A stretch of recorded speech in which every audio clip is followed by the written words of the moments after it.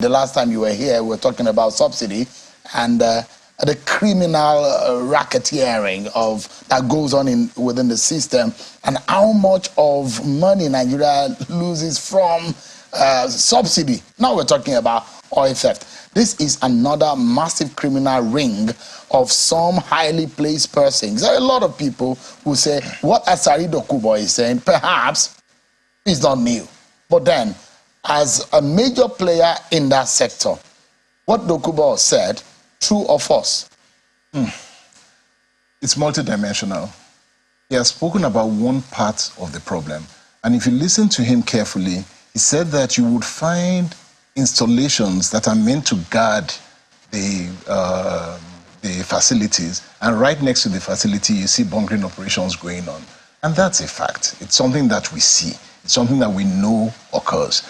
You also see along the creeks where they are building, there are certain types of boats that they build, huge wooden boats that can only carry stolen crude. And we see them building it in the open, in public, so we know where this is being done. So one part of this is that it's open for everybody to see. The other part of it is that can it be stopped? And what Asari is talking about and what everybody should be addressing is what are the solutions to solving this, because it's a problem for Nigeria, it's a problem for the state. Rivers State is part of that problem. It's a problem for the communities, and it's a problem for the people. So it's a huge problem, and it's something that must be addressed. I mean, and I will be mentioning some figures now that are mind-boggling. If a governor of a state, for example, former Governor Yinson Wike, mentioned names, that he said a brigade commander of a GOC in around River State is involved in names, and he says what he's planning to do is to be the chief of army staff and all of that. He's came out to say that, and it shows that there is some iota of truth in some of the things. And the Channel Television has done some expose on that. My colleague Olu Phillips gone into the creeks, gone into some of this installation. That particular pipe that you see, that rusty one that goes there, an illegal line that has been attached to an official line, which they say has been there for almost 10 years. That means this has been going on for several years. And you said that within the community, it's in the open. That means it's multifaceted. The community is in connivance with some of these people. Highly placed persons are in connivance with these people. And the question is, some of these badges, can they be lifted outside of the shores of Nigeria Absolutely. Without the notice of the authorities? Okay, so that's a critical question. Right from the first time that I went into this business, oil and gas, right from the beginning, it was clear that you could not move a barge of water from Bonny Terminal, from Okrika Terminal, all the way down any of the rivers, Sombrero River, Bonny River, without the authorities knowing, boarding it, questioning. So the first aspect of it is that any kind of vessel that moves along any of the rivers in River State will be observed by an installation. So to say that they don't know is not true. They know. The question at the end of the day is, why does it persist? And this is what I will tell you. The first aspect of it is that once the authorities, then it depends on who is at the head. Today we have a no-nonsense president in place. So Asari goes to him and says to him, address this issue. Number one, address the money flow. Money is flowing. This is a huge cash business. So follow the money. Once you follow the money, you'll be able to follow the source. That's very, very important. That some of these monies are in cash. No, but you can't keep cash under the table all the time. Okay. So if they sell these thieves, either highly placed or cabals, they sell these in exchange for dollars. Mm-hmm. Okay, so there are different parts of this business. You are talking of the end part of the business, end point. Because there are those who do the massive ones, and so they export Nigerian crude. By the time you're having an illegal vessel that is coming into Nigerian waters, a vessel is not something that is hidden. It can be seen. We have satellite technology today, which means that you can actually observe all of Nigerian territorial waters using satellite. So if an illegal ship comes in and moves, it's clear. You have ships that have trackers, and every ship is meant to put on their GPS tracker so that you know where they are globally through Lloyd's shipping companies. So you know. Now, once a ship puts off its transponder, you know that it's there for illegal business, and you should be able to see it. So there is that end of the business. In that one, you can track it internationally. You can get the international community to be a part of it. Crude has signature. In other words, any crude that you take, you will know by the signature of that crude where it comes from, which means that you can track the crude all the way back to its source. If that crude goes into any country, you can find it. So there are international laws that you can actually play to begin to address this, but it takes a concerted effort. And it starts at the desk of the president, who must decide that I want to bring an end to this. Nigeria is not the first place where illegal bunkering has been going on. It's not. But countries have decisively stopped it. Pipeline vandalization is not unique to Nigeria.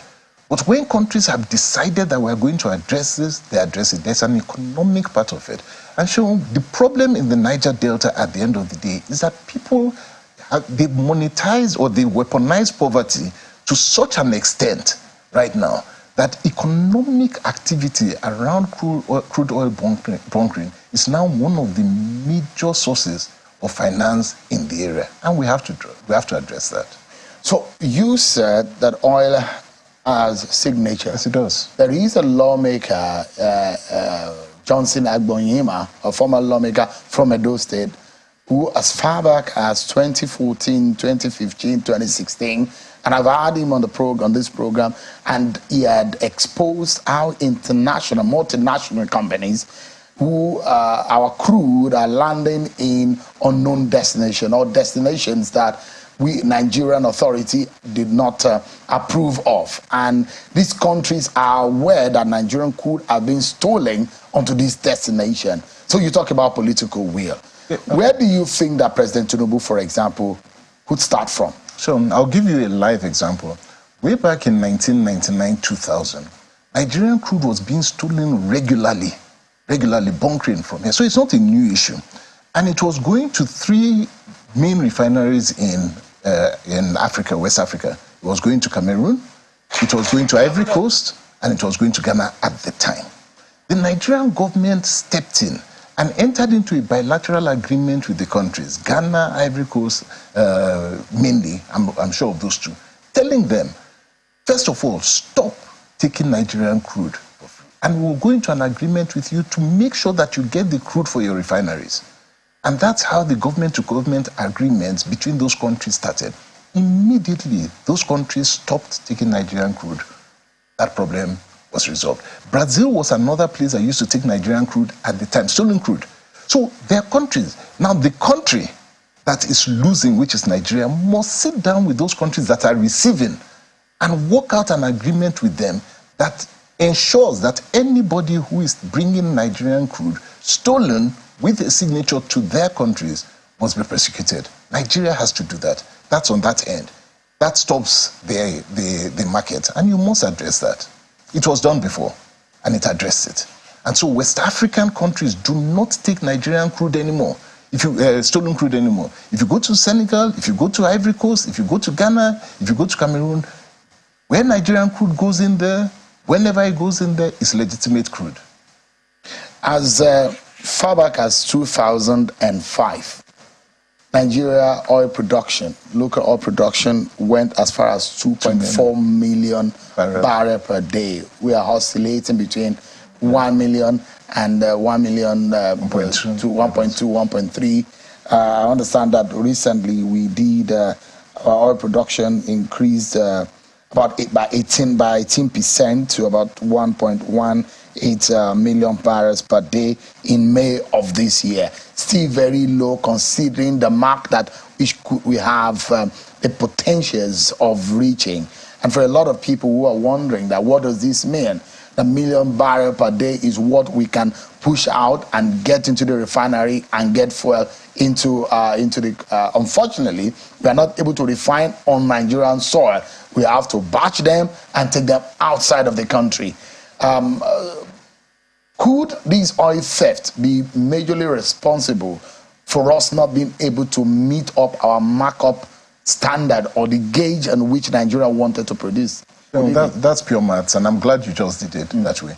If 20 years ago we were doing 2.4 million barrels, apart from general maintenance of oil wells, new wells that are being drilled and all of that, you should be at least maintaining 2.4.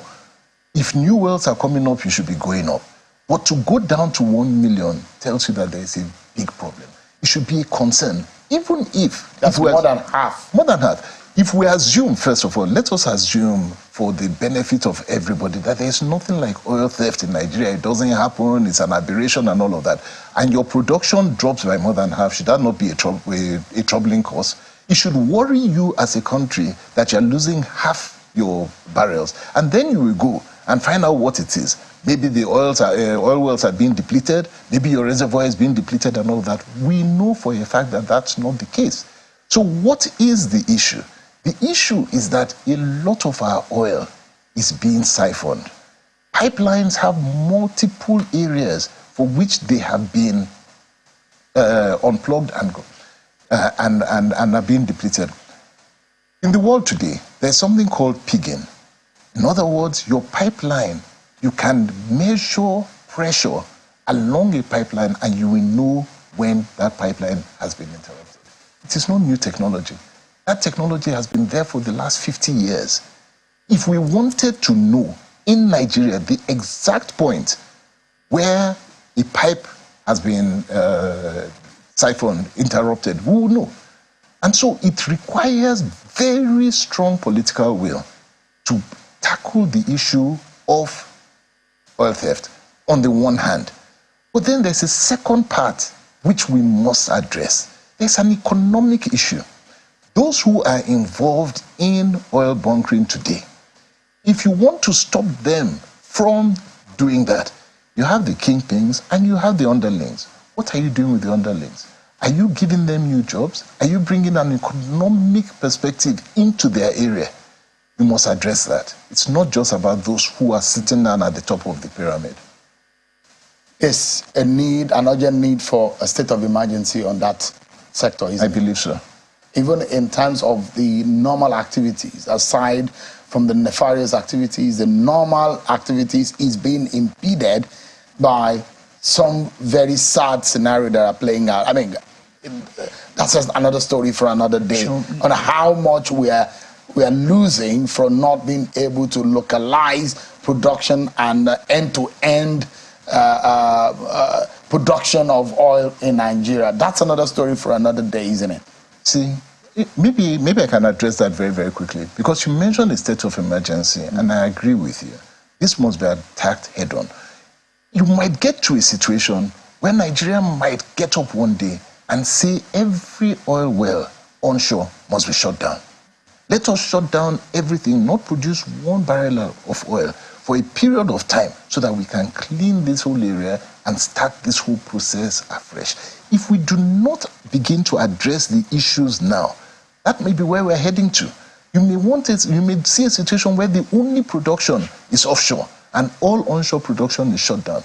If you don't begin to address the issue now, that's where we're heading to. And we must do everything to avoid going there. On the losses, so that we can understand. I mean, as we established that as far back as 2005, we did as much as 2.4 million barrels per day. And we're doing between 1.2 million barrels per day. Now, that is definitely less than 50% of what we have the capacity to produce. Now, from the NNPC GMD, as of September or November last year, he said Nigeria lost about 470,000 barrels per day of crude oil theft monthly. So it brings us to about over 5 million barrels in a year that Nigeria has lost. And if you look at it, NATI also said that Nigeria lost 619.7 million barrels of crude oil, valued at 16.25 trillion naira to crude oil theft between, 2009 and 2020. That is within a 12-year period. Now, within 12-year period, I can't remember, what was the allocation of our budget last year, this year again? That's the That's less than what we have lost in. So that means the amount or the magnitude of what is being lost to the hands of individuals and these criminal gangs, this network, is more than what can run 2 countries in Africa for a whole year. So to even make matters worse, oil is cyclical in terms of pricing, but there are certain issues in the world that happen, and when it happens, it causes the oil price to either escalate very, very high or go very low. In the height of our 1 million barrel loss, that is the time when oil prices shot to one of its highest. When the Russian-Ukraine crisis came in, Nigeria essentially lost tremendous value. You remember, I believe it was during Babangida's time, there was something called the oil boom at that time when the first Gulf War came. Mm-hmm. What Nigeria made from that oil boom was part of what set up Abuja in the first instance. So you see the kind of value that you lose when you play around with these things. Nigeria cannot afford to continue playing with oil. The oil sector says that there's something called peak oil. Each time we look at it, is it going to happen in 10 years? Is it going to happen in 20 years? One thing is certain, that oil may not be the primary source of driving energy in the future, which means now is the time for you to make what you can, prepare for the future, and channel your resources that you're making in oil in developing other things. UAE has done it. Saudi Arabia, one of the largest producers of oil today, is transitioning away from oil, creating one of the largest energy cities in the world that is powered totally without oil, so that they can prepare for the future. They are already seeing what's the advantage or the disadvantage of oil, exactly, and the gap that is going to create in the future, and they're tapping into it. In the future. And so they're dealing with that. Every country is looking at what alternative they can use their oil money today to prepare for their tomorrow. Meanwhile, we are losing the revenue that we should be using for tomorrow. We're destroying our ecology, our economy. We're destroying everything within the Niger Delta instead of preparing for tomorrow. We need to stop. And that's why I agreed with you when you said that should we declare a state of emergency in oil? I think we need to. If you were President Tinubu, what would you do? With your understanding of the oil sector. The first thing is that we must get into the Niger Delta and address the people of the Niger Delta. They must feel that they're part of the solution. Right now, they don't think they're part of the solution. What they see is that they have been abandoned completely, and as a result of that, the oil is theirs to take and do as they like. They don't feel that there's a common sense in oil development coming into them. So you need to deal with that. So President Tinubu will first have to have a multifaceted discussion with the people of the Niger Delta who are feeling the brunt of all of this, and then make them see that you must be a provider of the solution moving forward. Anything that Nigeria is going to do, if oil stops flowing from the Niger Delta in the next 20, 30 years, with the kind of development we have in the Niger Delta and the poverty we have in the Niger Delta today, those who will suffer the most tomorrow will be the people from the Niger Delta. There seems to be a very big problem. The Navy is not happy. The military is not happy with Asari Dokubo's statement. What do you think offends the military the most in all of this? You know, first and foremost, I believe that the military's annoyance or anger will come from the fact that it's said that 99% is caused by them. Okay, so if you say 99% is caused by them, it means that nobody else is at fault.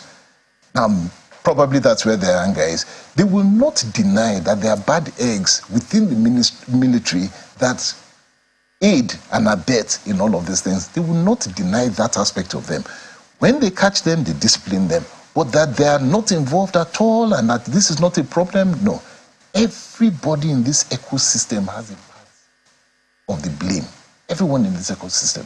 And we need to sit down, honestly, president, military, communities, those who are in pipeline surveillance, plus those who are in the bunkering business themselves. So, Mr. Cole, like the conversation we had on subsidy, the kind of money in the hands of these cabals, and the kind of money in the hands of these criminal network.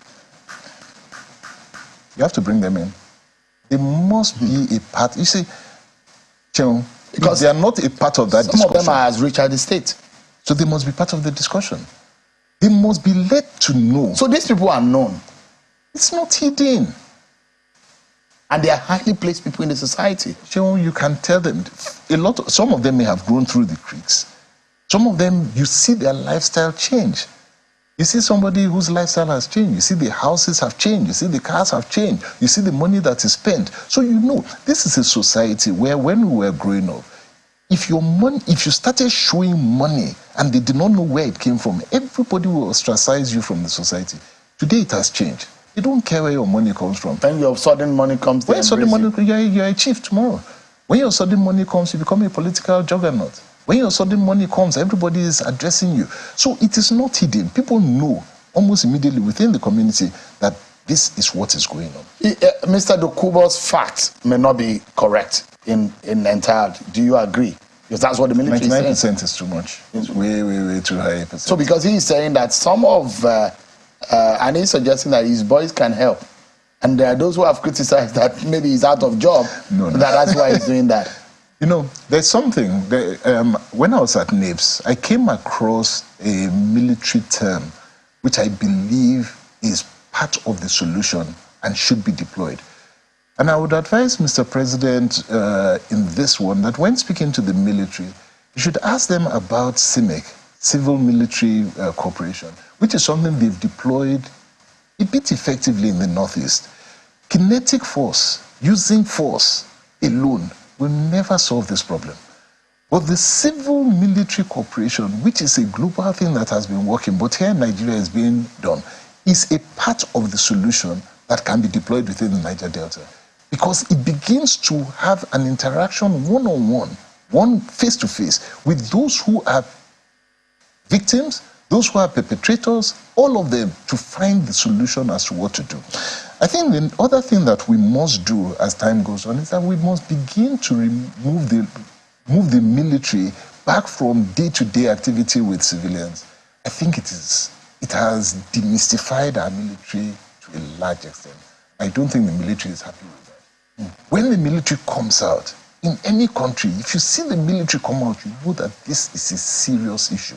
Unfortunately for us in Nigeria, over the last 20 years, we have had the military engage in road checkpoints, the kind of badge operations that Asari was talking about. The military is way too visible in our society now.